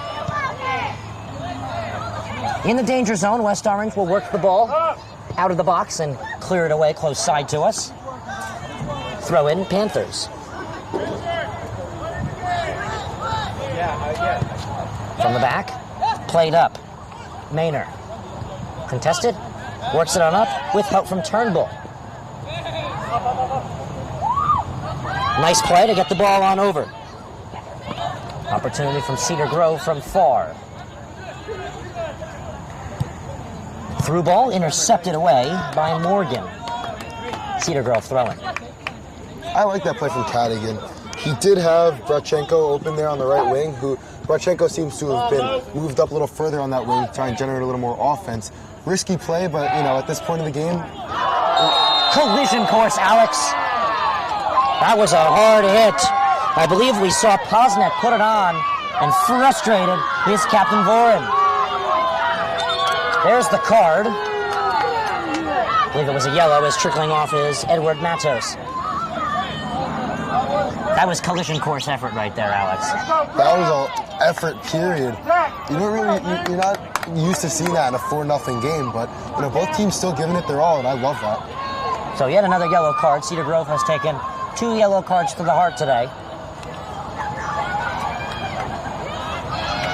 Free kick for West Orange comes from Jack Devoren. What a leg he has. Played in. Relay header in the air. From far back, a little shot pass, finds its way on over, and a nice save shot from Menor. Back in the box, and picked on up by Kurt Heyer. Heyer read that one nicely. Yeah, we almost saw another goal from Rosu there, just unable to get a head on it because Heyer got there first. Nonetheless, West Orange offense not slowing down one bit. Ferber, nowhere to go. It's a throw-in in his favor. Played right back to him. He was pushing another ball out of bounds. They'll keep it with Cedar Grove. Yeah, I believe they're not going to actually count that. Oh, no, they are. West Orange throwing. Ferber has a right to complain there, but he's going to take it like a sport. He also didn't have to play that other ball, though, in all fairness. Yeah. Throw in for West Orange. So, Alex, we're talking about standings predictions. We both have Seton Hall Prep winning. I think we're probably going to both have West Orange in second after that win versus Livingston. I don't want to jinx it, and I'm kind of a superstitious guy, but I think not being on the team doesn't, I can say this pretty confidently. The way West Orange is playing right now, I don't know if anyone's going to score on them. Through a game and a half, a little more, their defense has been impenetrable. We'll have to be careful of Seton Hall, although they've graduated. Of course, they've graduated most of their stars, but they still have a few left over, showing off their skills, and countlessly some of the best sub-varsity programs getting varsity appearances. Here comes West Orange, far side. It's Menor again. Menor cuts in. Menor with the cross. Nobody there. A little too quick. Turnbull is left behind. He's not sloppy seconds. He'll cross one in beautifully. High in the air, the header. What a save. Kurt Heyer keeps the second half clean sheet alive. Dvorak is not able to quite get enough on that ball. Great effort on his part. But back to your point on Seton Hall, you could say, they're graduating all these seniors. They're not going to have the same amount of talent. You could say that every year, and then sophomores, juniors, they step up. They have a next man up mentality, and it's worked. I mean, they've been a force to be reckoned with for decades now. So I don't think they're going to have any problem. Look at this give-and-go soccer. But again, it'll be spoiled on the West Orange side because Morgan's there to clear it away. But that was give-and-go soccer right there. Impressive touches from Cedar Grove. I really liked the touch that I saw from Jermaine Russell, and I was even more impressed with Gareth Posnet's touches there. That was very impressive. But to my point before, Seton Hall, they have juniors, they have sophomores that can move the ball. You make the argument about any of their teams. The fact is, they have the sub-varsity programs, the freshman teams, the JV teams. Very, very impressive stuff over there on the other side of West Orange. 31.5 now left to play. Quick substitution. Cedar Grove will check off Ryan Ruthven, the sophomore back. Thrown in. Under pressure, punched away. can be put right back in. Under pressure, this shot fits into the back of the net. It's the first Panthers goal of the season. How poetic. It's Dylan Ferber. In a 5-goal affair, Cedar Grove has knocked it down to being down by 3. It's 4-1 Mountaineers. Dylan Ferber, right place, right time, right soccer. And that's goal 1 of the season for Ferber, goal 1 of the season for Cedar Grove, and they're looking to use that as momentum. As I mentioned before, you can't score 4 until you score 1. Now they're looking for number 2. Yep, only progression. They have momentum on their side, but you know who has strength and speed on their side? West Orange. Progressing up the field. It's 4-1 now. Cedar Grove. You gotta love those give and goes, and you gotta love that finish. Ferber reads the field like no other. Yeah, I don't know what Coach Lucas said at the half, but he got his guys fired up. They're playing a whole different brand of soccer right now. The field is not nearly as tilted as it was in that first half. Thrown in, off ahead, and put back in by West Orange. It's now 5-1. Alex, a quick response. It's now a 6-goal game, and West Orange cracks 5. Yeah, Jack Devorian with a very talented play, using his head quite literally to find the back of the net, and just like that, the deficit is back up to 4. So West Orange responds quickly. It's got to be a punch in the face for Dylan Ferber. And now Cedar Grove just lost their momentum, but not their spirit. They punched a goal in against the 6th best team in New Jersey, likely a top 5 defense as well. West Orange soccer, boys soccer is 6, girls soccer is ranked 15, and their football team as well is ranked 13 in the state. Very, very good fall so far for West Orange athletics. That's one of the things we spoke to AD Stefan Zakella about during the half. He's very excited for what this team has in store, for what all of his teams have in store this fall. And as you mentioned, he's a great AD and an even better person. Always a pleasure to speak to. Over the net it goes for a goal kick, and we're talking about West Orange football. We got to advertise. I'll be on the call this Friday. Passaic County Technical Institute is in town. They're 2-0. They now got to challenge the West Orange Mountaineers. 2-0 last time I checked. I apologize. Didn't get a score on their game that was most recently played. Regardless, Passaic Tech has a winning record, and they're taking on a West Orange team that's trying to go in the right direction. They have a winning record so far. They've won both of the games. They've contested in. They're waiting for the return of their starting quarterback, and they have their home opener this Friday. So it's going to be a very exciting time for West Orange this Friday. I'll be on the call. It's a big game versus Passaic Tech. Evenly contested matchup. Obviously, most people probably have it in favor of West Orange. 2 back-to-back big wins, and now they're opening it up at their great facility right behind us. I will say, Ryan, you can't count out those PCTI Bulldogs. No. The West Orange, obviously a very talented team, as you said, 13 in the state. But those Bulldogs, man. Now, here's what's funny about Passaic Tech, Alex. I did their game at Montclair State University before West Orange's big win against Montclair. You can catch both of them on the on-demand function on the D1 Media page on the NFHS network. Is that in that first game, it was 6-3, not because 2 field goals were scored, but because Passaic Tech does not present themselves with a kicker at the moment. So they went for 2. They didn't succeed because Union City's defense quite large, quite strong. Nice play by Ferber. Here he goes. Dylan Ferber, first goal of the season, looking for 2. Touch a little too heavy for his feet. That was a great aggressive defense by Richard Cappucci. We've said his name a bunch. He seems like he's marking right now, Dylan Ferber. He's been on him like glue, like his shadow, like Peter Pan. 4-0 remains the score in Seton Hall. Ryan, where can you stream that game? You can stream that game on the D1 Media page on, I think, the NFHS network. Yeah, that sounds about right. Ah, yes. The best of the best here on the NFHS network. The #1 live stream in the state of New Jersey. We got soccer, we got football. Girls flag football is actually coming this spring once again. Mustafa Houghton at the helm of that one. We cover all West Orange athletics, spearheaded by the Director of Athletics, as we've mentioned plenty of times earlier, Mr. Stefan Zakella. West Orange on the run. Arthur Rosu works a call to West Orange's favor. They will move quickly as put back in by Menor it goes.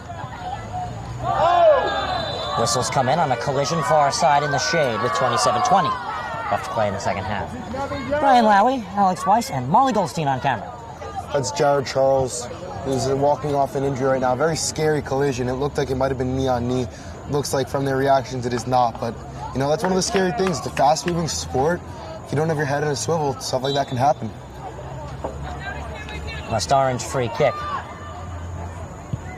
Plopped in. Back in the air.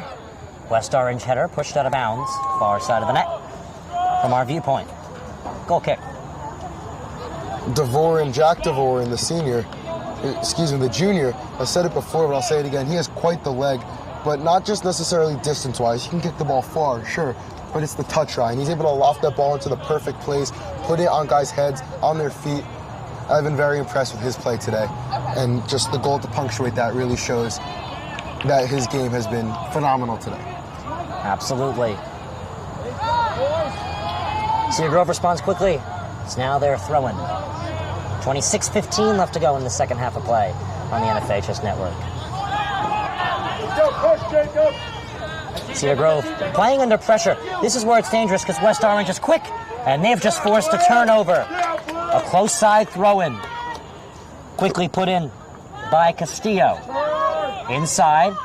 Nice cut around, but unable to keep on the ball as Menor.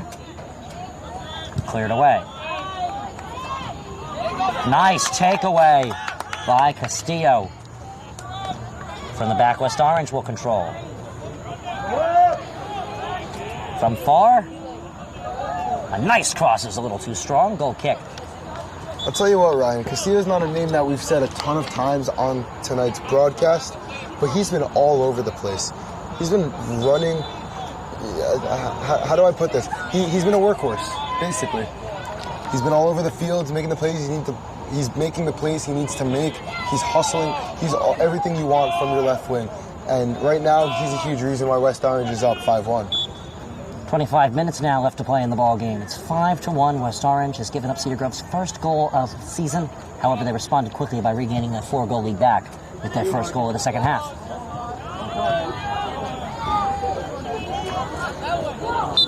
Throw in now for Cedar Grove. Chaden Romero quickly puts it back in. He will progress with it. Closer throw in now from the 5'7" outside back. Quickly thrown in and touchdown. One over by West Orange. It'll be a throw in by Jacob Castillo. Castillo quickly in play. Punched on up. Here's Bashkov.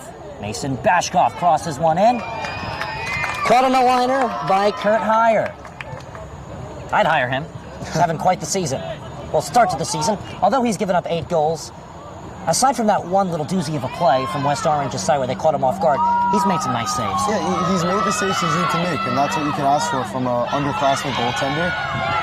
He's got room to grow, but for right now, for all intents and purposes, he's doing his job and more. I also think that, a lot of times you tend to blame the goalie for the goals that go in, but it's really not his fault. A lot of these goals have been far side, great shots, redirections off corners, really not balls that he would even have a chance at getting to. Even higher level goalies such as Savala. It's a combination of a very good West Orange offense and a not so good Cedar Grove defense. And I think the combination of the two, especially the talent that West Orange displays up front, it's caused for a rough start to the season for Heyer, but I don't think that's indicative of his skill between the pipes.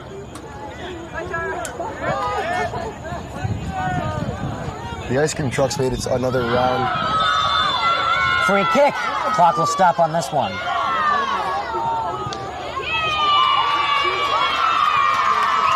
Bit of a student section has formed here in the West Orange bleachers, as you can hear the cheering. 23:09 and a stopped clock here in West Orange as we zoom into the action a little bit. We're in the Happy Valley. You know how they call Penn State, where I actually just was, Happy Valley? This is Pleasant Valley. Penn State with a very dominant performance over the weekend on the gridiron. Yes. Our Carol and Marley Goldson, pleased to hear me say that. Ryan, you as well, very big Penn State fans. Very, very big Nittany Lions area. You see a lot of Livingston kids go there. You see a lot of West Orange kids go there. Maybe not for athletics because they're quite high class and they like their Pennsylvania talent.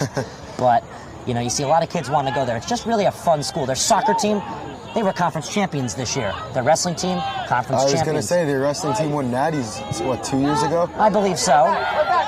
Very talented, athletic situation going on at State College. Played in. In the air, Arthur Rosu gets ahead on it, but it will be controlled by Cedar Grove. Posnet gives it away, far side. He was back on the soccer ball. Played into pressure, nobody there but Arthur Rosu. A nice touch to send it to Jared Charles. That Rosu is fearless, Ryan. It's going at it with his head. No fear whatsoever. He's bigger, he's stronger, he's going to make those plays. You call him bulletproof legs, he's got a bulletproof skull, man. Really impressed with, obviously, the way he's playing, putting 2 goals in the back of the net. Impressive in and of itself, but his effort, his hustle, his dedication to the sport. Alex, if he was to become a first responder, he wouldn't need to wear any protection. No, he'd go to run into a burning building wearing a tank top and shorts. I'd see it. He'd be just fine. Played in the box. Bashkov with the relay header doesn't work. From far side, an attempted clearance doesn't work, but the responding clearance from Matos works out. Capocici. He's contested by Urado. Capocici shields it out of play. West Orange throw-in. Capocici throw-in. That's a name you haven't heard too much today because the defense has been able to lax with it.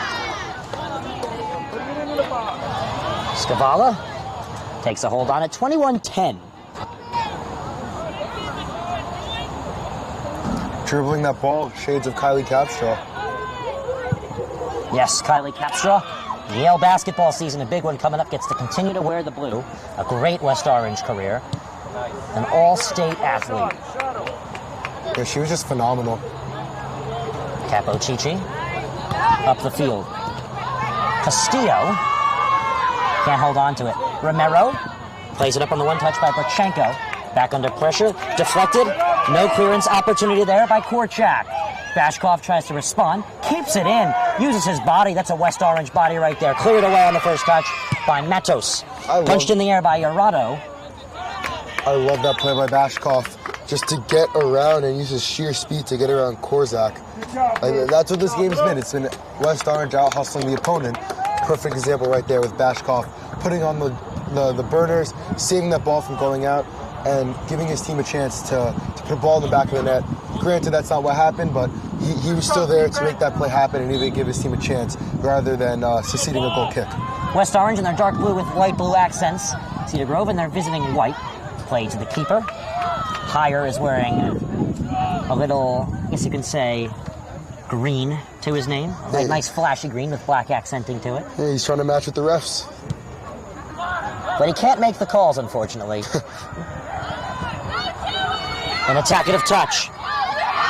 A nice ball that is defensively handled by fellow number 3 Richard Capocici. But that was a nice ball there by Quillan. In the air. Bounced high, a West Orange header. Here comes Evan Kops. He gets it to Bashkov. Offsides. That was a bar-like offside. Well, Bashkov got his name on the board in the last game and in this game, Alex. Another big season coming up for him. Division I prospect. Wants to play D3, but he can fit into D1 level. I think he's going to play at the level he wants to play at. Absolutely. Division III, obviously, he'll get more time, be more of a go-to guy for whatever coach he decides to play for. Division I, more prestigious, not necessarily more talented in some cases. Played in the air. Here's an opportunity for Bashkov. The defensive core takes care of it, as there is a nicely timed clearance by Matos. Matos holding back the line today. I know it's been 5 goals, but Matos has gotten some nice plays in today for his highlight reel. Castillo will get West Orange controlling the ball under pressure. Capocici on over. Rosu, that bulletproof leg, putting on the power. Might be turning bomb-proof himself. Ryan, I hate to correct you, but I do not believe Bashkov has found the back of the net yet today. I could. Well, no, I'm talking about on the assist level. My apologies. Excuse me. Bashkov has definitely made an impact on the score sheet. I think it's only a matter of time the way he's playing, though. I mean, the way that the field has been, it was tilted, then it wasn't, now it's back. A lot of time being spent to our left on the Cedar Grove side of things. So I wouldn't be surprised if Bashkov or someone else is able to put another one behind higher. A good effort. Nice physicality by Marcus Jackson. He's a freshman, Alex. He's a freshman, but he plays like a senior. He's so skilled. We talked to Coach Nevins before the game. He's so high on his freshmen, especially Carl Hall and Marcus Jackson. The two of them, they're 15 years old, and they're playing at the varsity level against guys that can vote in the next election. It's kind of crazy to think about when I put it that way, but these are very talented soccer players, guys who are going to be seeing the field a lot for the next 4 seasons. Guess who's showing off again? It's Ferber. He has the lone Cedar Grove season goal in 2 games. He goes down, he gets a whistle. I believe the foul there came from Jackson. I mean, we don't have the height report on West Orange, but I'm going to give Jackson at least 5'10", maybe 6 foot. He's muscular. Yeah. I mean, I want to get a height report on West Orange for next game, Alex, because they have the height. Talk to Z. Mr. Zakella, can you He'll work provide his us magic. Free kick. Dylan Ferber will take care of it. Quick substitution. Who else would? Or I guess a field swap side. You think he takes a shot here? Yeah, give it a try. Ferber winds. Ferber deals. Knuckleball, it's safe. Put back outside of the net. That was close, but no cigar. Yes, close, but no cigar. 16 and a half left to go. Arthur Rosu wants to use his foot. It looks like he's taking his time, too. No reason to rush. No, absolutely no reason to rush. Soccer is a game of stalling when you have a lead. No matter how big, no matter how tall it is, or no matter how small it is. Stall and small, they have a rhyme to it. Yeah. You could be a poet. I could be. Wow. Shakespearean poet, maybe. In the air. Headed down. Controlled by Bahati.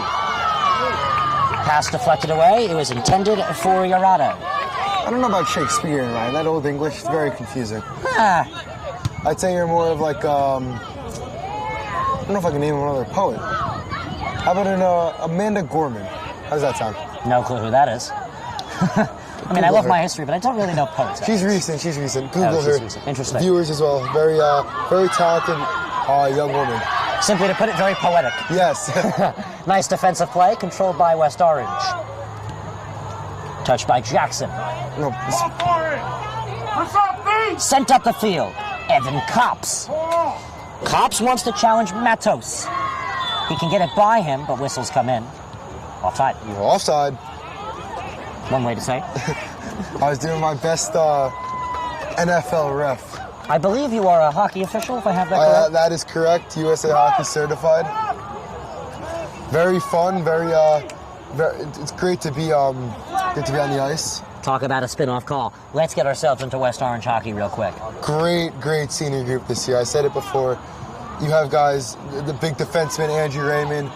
Between the pipes, Jackson Proxarnicle going into his senior season. I love that name. Proxarnicle, great. As we just saw, Luke Avile toss a bunch of wristbands off the field. That was interesting. Jack Olson, very talented athlete, plays for the Montclair Blues Club. Also, we'll see Danny Duran, who's been a staple in this West Orange lineup for 4 years. Not on the ice, but I am a big Eddie Scafidi fan. Eddie Scafidi, great coach.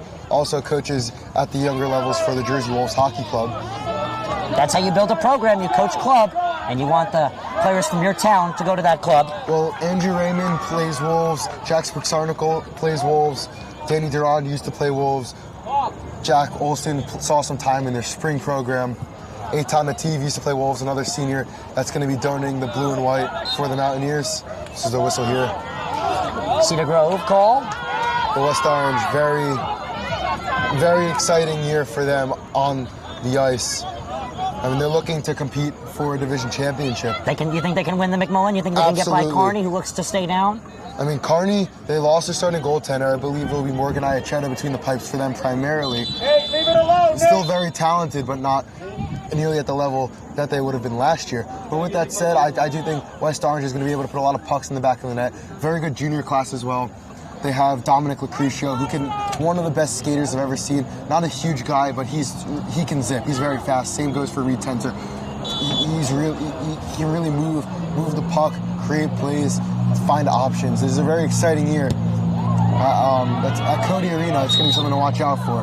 Matos up the field, and looks like a pushing call on the free kick. 13:45 in a running clock here in the second half. Ryan Lowy, Alex Weiss, Marley Goldstein. Ryan Lowy. T1 Media Pro page on the NFHS Network. Oh my God, Ryan, you took the words right out of my mouth. I don't mean to do that. But it's all right. No harm, no foul. Lauren struggles to get rid of the ball, and look who has control of it as he passes a little too strong. It's Dylan Ferber. You've heard that name a lot, And you've heard Edward Matos a lot. Yeah, those are the two guys who have been very, very good for this Panthers team. What a ball, Ariaza. Left-footed cross right into the hands of Hire on the line drive. Something I haven't pointed out, but it makes sense now that I'm reviewing my notes.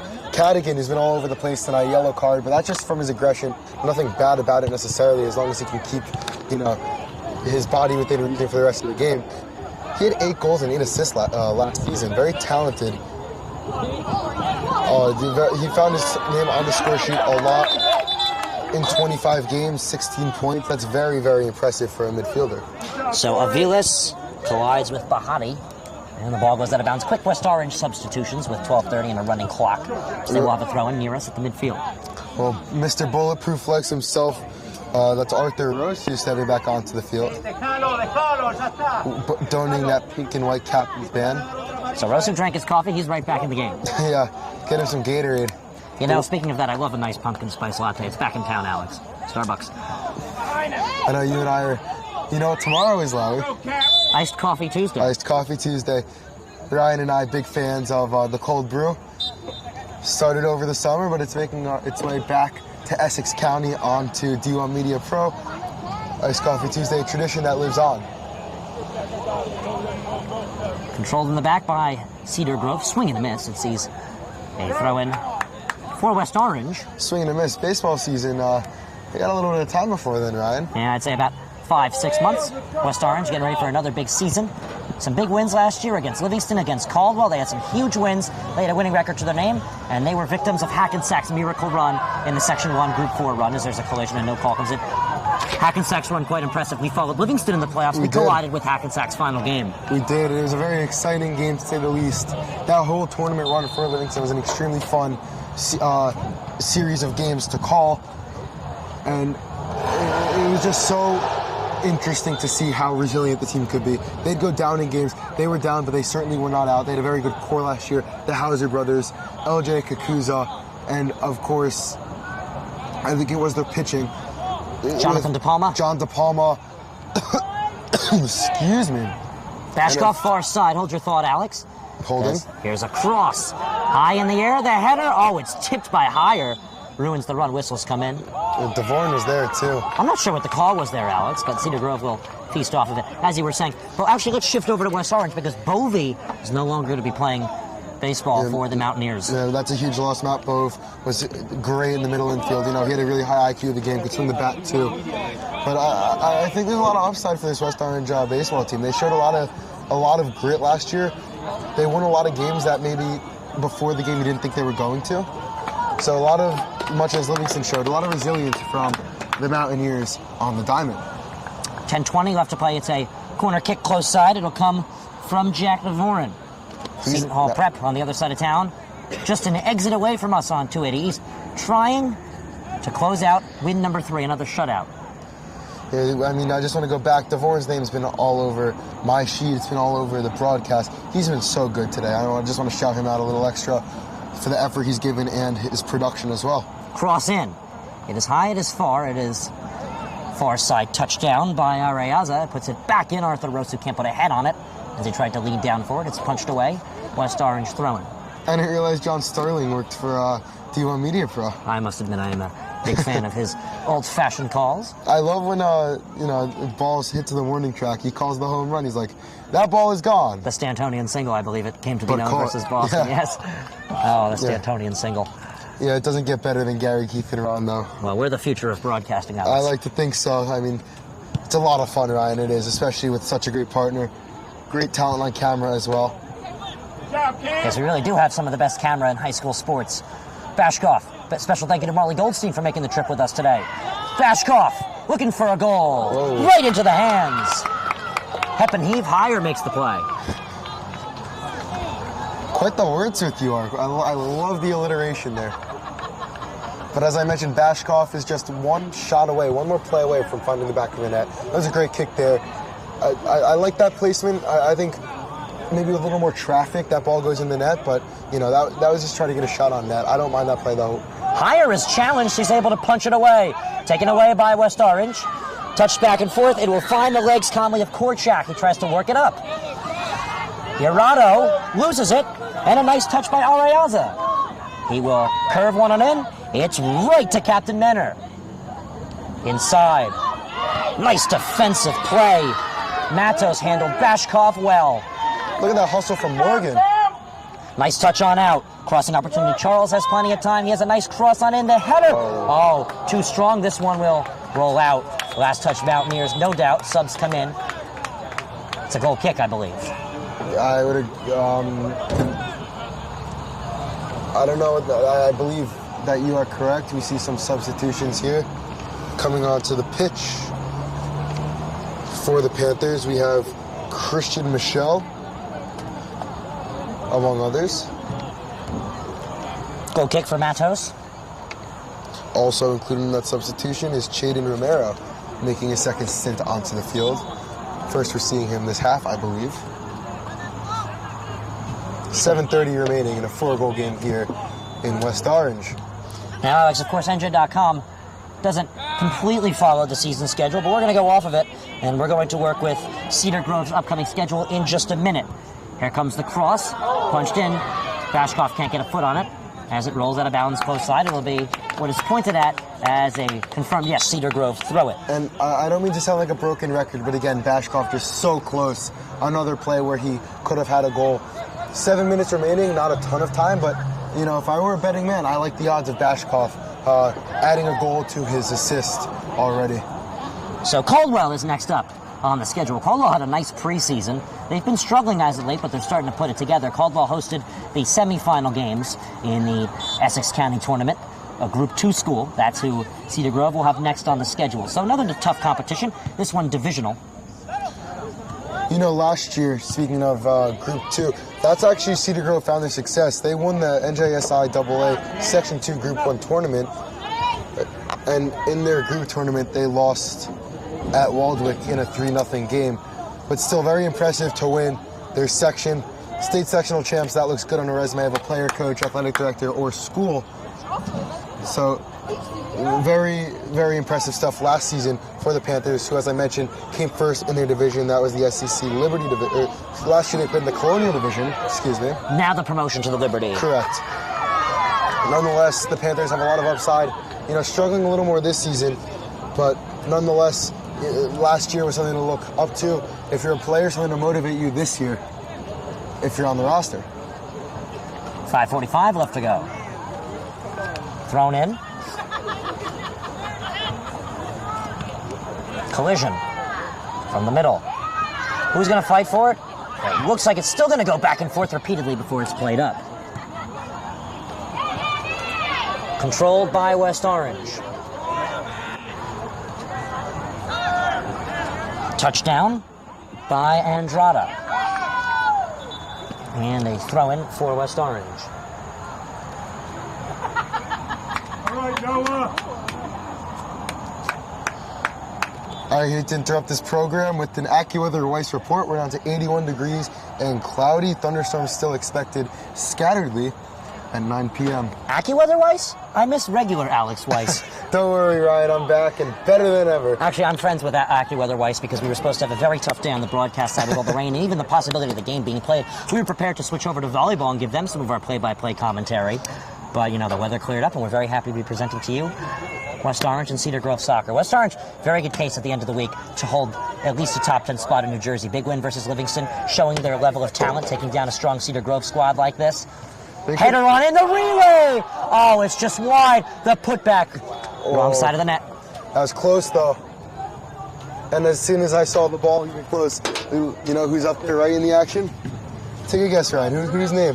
Who else but Mason Bashkov? I mean, simply put, he's been all over the place. He's been the heartbeat behind this offense. Despite not scoring a goal, he has an assist on the day. And again, to sound like a broken record, he is so close as he's on this ball right now, fighting for it against Michael Palmieri. Far side, Jared Charles plays one in. The header, it fits into the back of the net. It's the 6th goal of the game for the Mountaineers, Edwin Ariaza. Sensational finish. Header after header after header. Edwin Ariaza joins the show. That's the third header that West Orange has put into the back of the net.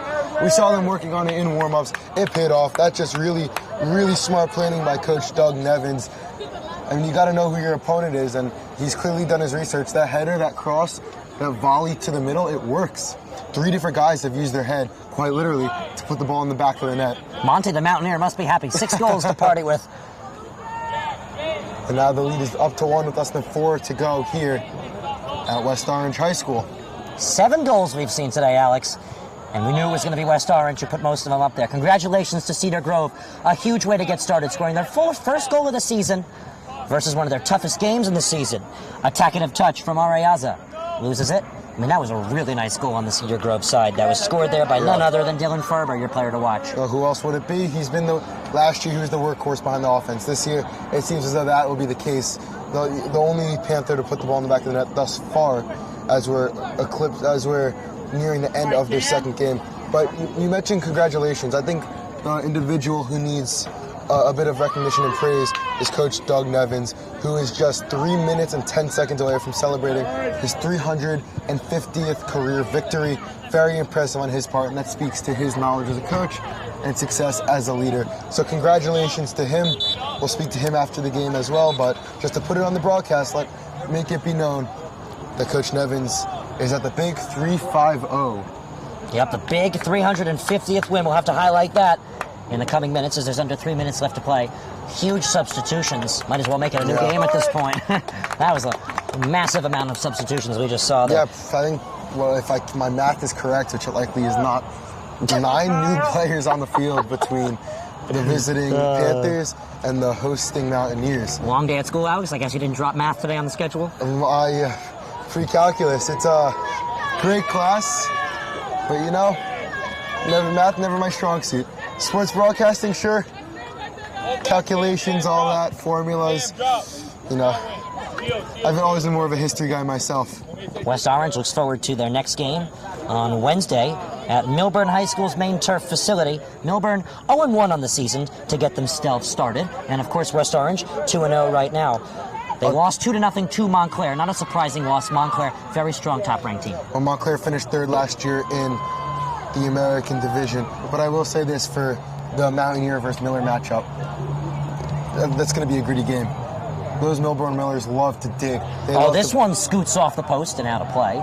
They love to dig. They love to play with the ferocity. If they're going to lose, they're not going to lose easy. Like I said before, if they're going down, you're going down with them. It's going to be a very exciting game, very nitty-gritty game. I don't think we're nearly going to have a 5-goal spread like we do today because those Millers come to play. Alex, we're talking about top 20 teams in the state of New Jersey. Seton Hall won. West Orange, number 6. I was about to say St. Peter's Prep. They're not ranked in soccer, but, talking about the success here in West Orange, let's talk about Basking Ridge and Pingree. They made a trip to Europe this year. They're going to contest for that non-public A title. Passed inside and poked away. Shot from far is not available. Please leave your name, number, and a message, and it will call you back. From far, Fajardo plays one on inside. Touch is deflected. An attempted clearance attempt by Chaden Romero. Back right into pressure. This one snuck away and finally cleared, but Arthur Rosu wants to interrupt this programming for a special message. Fajardo. Deflected. Right back to the defensive side. There's his head. Good work, guys! Up and down goes Michelle. And it's a free kick now for Cedar Grove as Russell receives the call. 60 seconds of soccer left to play. Cedar Grove might want to put... Ryan, I never want to hear you smack talk my math ever again. Did I smack talk your math? I'm only messing with you, Ryan. Come on. Oh, my apologies. Don't worry, not your fault. 40 seconds left to play here in the second half. 7 goals today, West Orange, with 6 of them. So unlike last year, they cannot, cannot keep a clean sheet throughout 2 games, but they can score more goals. They've scored 7 goals in 2 games, including taking down top 20 forces within Livingston, and now taking down Liberty forces within Cedar Grove. Maybe a little bit more shall they try for. From far, cutting on in, bodied off the ball, getting back onto it, still going, and finishing for yet another goal, Desi Harden. 7 goals, West Orange. Touchdown. That is a touchdown's worth if you include the extra point. And Ryan just... And that's a touchdown's worth of seconds left to play, too. Yeah, there you go. I just really quick want to go through the scoring here in this game. It got opened up by Lafargue. That was a bit of a tap-in. Rosu had 2. Andrada closed out the first half. And that will do it, Alex. Full time in this 8-goal effort. 7 from West Orange, Alex. I'm going to ask you to start again. Who do we have on the goal side from West Orange to complete the win today? Lafargue had 1 to open up the game. Rosu off a header and a rebound off the free kick. And Andrada closed off the first half with the kick from the middle of the box. Second half was started off by Ferber. He redirected the ball into the net, but then it was all West Orange. Devorian, followed by 2 West Orange goals from Ariaza and Hawden. Those are your 8 goals of the game, 7 from the Mountaineers, and that will conclude our game. That's right. Congratulations to Cedar Grove, their first goal of the season from none other than superstar Dylan Ferber. And for West Orange, another 7 goals to tack on. They outscore opponents 8-1, 350 wins in his 23rd season. Congratulations to head coach Doug Nevins. He was excited when he told us. He told us he wasn't going to tell the players. Now he can tell them. That's 350. Undefeated in 2 games they are. They look for Milburn on Wednesday. That was a team they couldn't sneak by, that was struggling. Stay tuned. D1 Media Page, NFHS Network. Plenty of soccer and football this fall. More to come over the winter and spring. Ryan Lowry, Alex Weiss, Molly Goldstein. Final score in 8 goals. It's 7-1 West Orange on the victory, Alex. It was a great game to call, great game to watch. Very exciting all around. And that just goes to show West Orange has a ton of upside this year. Stay tuned, because there's a lot more of them where this came from. Yep, so we will see you on Wednesday at Milburn High School. West Orange 2-0. Cedar Grove falls to 0-2. Ryan Lowry, Alex Weiss, Molly Goldstein signing off once again. Have a good evening. Toodaloo. He's going to take it himself for a championship. A double play wins it from Frazier. Turn it to the end zone. What a catch. Makayaton touchdown. Wins it. The